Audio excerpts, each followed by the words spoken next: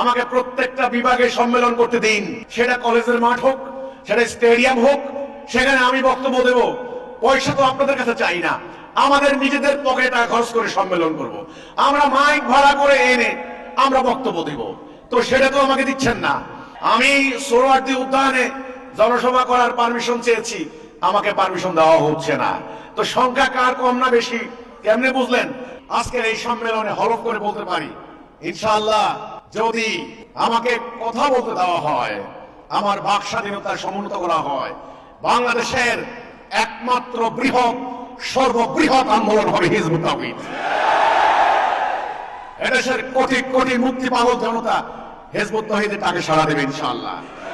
তাহলে আমাদেরকে কথা বলতে দিন, তখন দেখেন লোক সংখ্যা কার বেশি না কম। হিজবুত তাওহীদের সদস্য সংখ্যা নিয়ে প্রশাসনের কোন কর্মকর্তা মাঝে মাঝে অবজ্ঞা প্রদর্শন করে থাকে। তারা বলে আপনারা মানুষ ভালো, আইন মানেন, যৌক্তিক কথা বলেন, কিন্তু আপনাদের তো সংখ্যা নাই। এত কম সংখ্যা নিয়ে আপনারা কিভাবে জাতিকে পরিবর্তন করবেন? মাননীয় ইমাম এই বিষয়ে কিছু বলবেন আশা করি। নো, এটা আমি মানি না। সংখ্যা দিয়ে ন্যায় অন্যায়ের বিচার হয় না। যারা এইসব কথা বলেন, আল্লাহ কোরআনে বলেছেন ওমা আকসারুহুম লা ইয়ালামুন। আজকের এই বস্তুবাদী দাজ্জালীয় সভ্যতার কাছে সংখ্যার মূল্য, আল্লাহর কাছে সংখ্যার কোনো মূল্য নাই। ইবলিস বলেছিল, চ্যালেঞ্জ দিয়েছিল, তোমার অধিকাংশ বান্দাকে আমি নিয়ে যাব।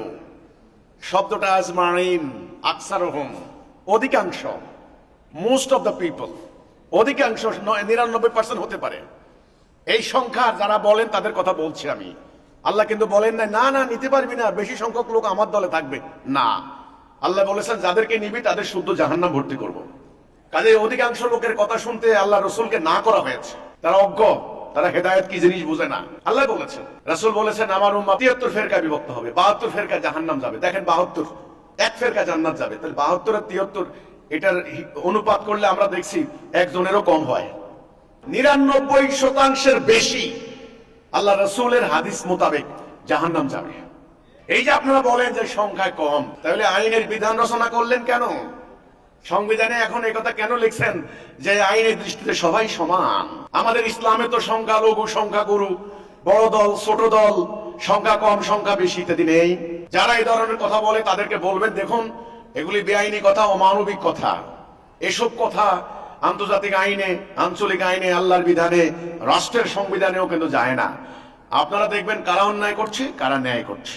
কারণ যদি আমরা অন্যায় করি, সংখ্যায় যত বেশি হই বা কম হই, আমাদেরকে পাকড়াও করবেন। আর যারা অন্যায় করবে তাদের সংখ্যা যত বেশি হোক, তাদেরকে আইনের আওতায় আনবেন। সংখ্যা, আমার সংখ্যা কম না বেশি আপনারা কি করে বুঝলেন? আমাকে আজ পর্যন্ত কোনো জনসভা করতে দিয়েছেন? জনসভা করতে দেন নাই। ঢাকা মহানগরীতে আমি উত্তরাতে মাত্র একটা সমাবেশে ডাক দিয়েছি, সেই করোনার বছর 20 সালে। আমার 50,000 লোকের দাওয়াত দিয়েছিলাম। আমার মিটিং হওয়ার আগেই ভোরবেলায় ধর্ম ব্যবসায়ীরা হুমকি দিয়ে ক্যান্সেল করে দিয়েছে। বলেছে কি, এখানে রক্তের গঙ্গা বয়ে যাবে। আমার জনসভা হলে রক্তের গঙ্গা কেন বয়াবেন? তখন হাসিনার সরকার এই ধর্ম ব্যবসায়ীদেরকে তোয়াজ করেছে, তারা কিন্তু আমাদের অধিকার সমুন্নত করে নাই। আমি সোহরাওয়ার্দী উদ্যানে জনসভা করার পারমিশন চেয়েছি, আমাকে পারমিশন দেওয়া হচ্ছে না। তো সংখ্যা কার কম না বেশি কেমনে বুঝলেন? আমাকে প্রত্যেকটা বিভাগে সম্মেলন করতে দিন, আমার কথা আমি বলবো। অন্য দল যেমন বলে, তাদের যেমন সাংবিধানিক অধিকার আছে। আমার লোকেরা তো রাস্তা অবরোধ করে নাই, হরতাল করে নাই, অবরোধ করে নাই। শুধু একটা ময়দানে, সেটা কলেজের মাঠ হোক, সেটা স্টেডিয়াম হোক, সেখানে আমি বক্তব্য দেব। পয়সা তো আপনাদের কাছে চাই না, আমাদের নিজেদের পকেটে টাকা খরচ করে সম্মেলন করব। আমরা মাইক ভাড়া করে এনে আমরা বক্তব্য দেব, তো সেটা তো আমাকে দিচ্ছেন না। আমি তো জনগণের কাছে পৌঁছতে পারি নাই।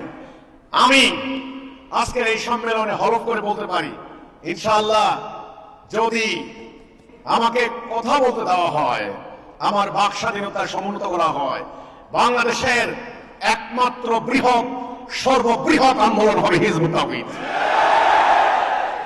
এদেশের কোটি কোটি মুক্তি পাগল জনতা হিজবুত তাওহীদের ডাকে সাড়া দেবে ইনশাআল্লাহ। তাহলে আমাদেরকে কথা বলতে দিন, তখন দেখেন লোক সংখ্যা কার বেশি না কম।